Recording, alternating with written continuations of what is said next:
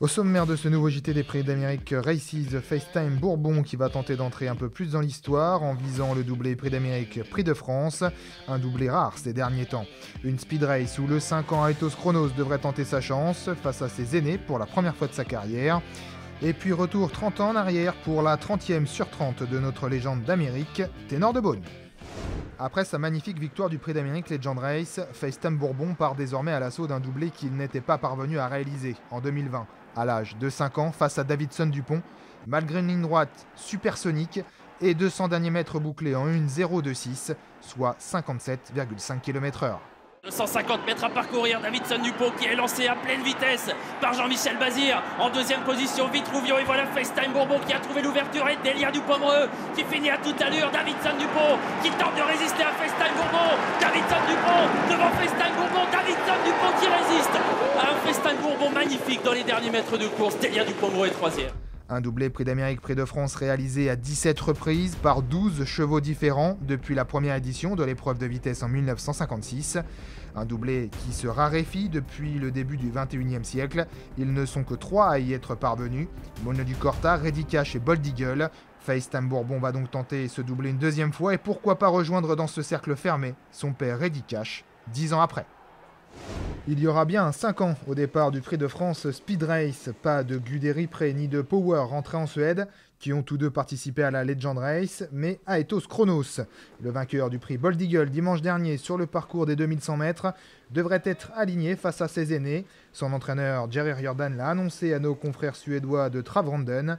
Avec 757 000 € de gains, il pourrait même s'élancer en première ligne. Aetos Chronos serait le deuxième partant de Jerry Riordan dans le Prix de France. En 2018, Ringo Startreb avait terminé à la 5e place.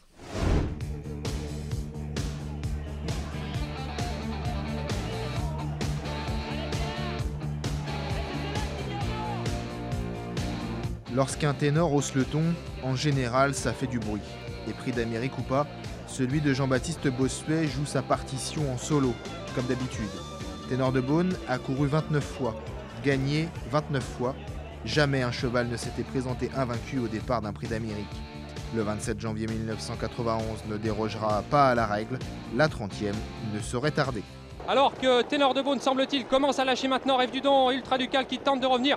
Les deux favoris de ce 67e Prix d'Amérique vont déboucher. Olivier Ténor 120 qui arrive droit à commencer à commander son cheval et Jean-Baptiste n'a rien demandé à son favori.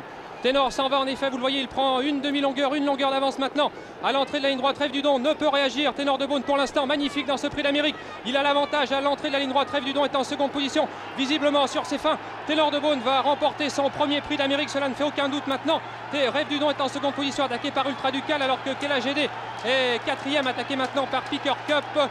Le numéro 15, Ténor de Beaune, qui l'emporte, magistrale victoire. La seconde place pour le 17, Rêve du Don. Après avoir accompagné Rêve du Don durant une bonne partie de la course, le fils de Leloir se débarrasse de son rival dès la sortie du tournant final, avec une facilité déconcertante. Ce trotteur imbattable, au moteur exceptionnel, réalisa un exploit qui semble inégalable de nos jours. Il connaîtra sa première défaite 2 semaines plus tard dans le Prix de France. Son tombeur s'appelle Ultra Ducal.